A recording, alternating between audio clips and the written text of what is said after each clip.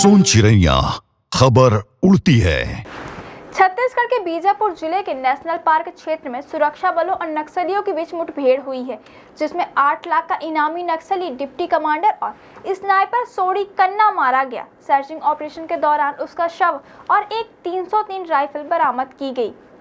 बीजापुर के पुलिस अधीक्षक जितेंद्र यादव ने बताया कि नेशनल पार्क क्षेत्र में माओवादी गतिविधियों की सूचना मिलने पर DRG Bijapur, DRG Dantewada, STF, cobra 202 और 210 सीआरपीएफ की संयुक्त टीम को 4 जुलाई से सर्च ऑपरेशन पर भेजा गया था। इस ऑपरेशन के दौरान लगातार रुक कर मुठभेड़ होती रही, जिसके बाद सर्चिंग में सोडी कन्ना का शव और हथियार बरामद हुए।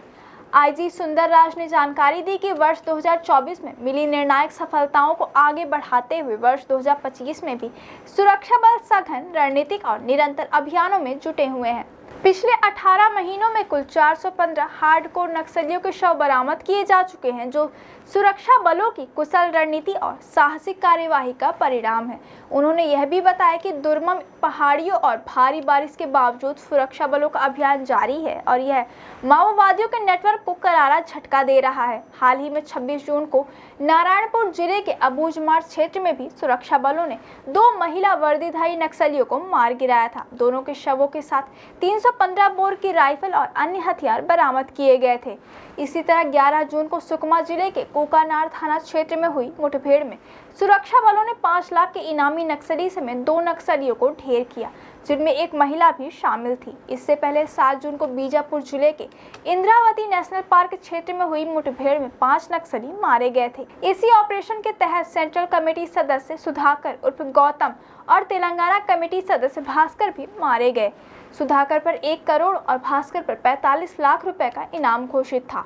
सुधाकर जंगल में छुट्टी मनाकर लौटा था, तभी मुठभेड़ में मारा गया। मौके से ऑटोमेटिक हथियार और गोला बारूद भी बरामद किए गए थे।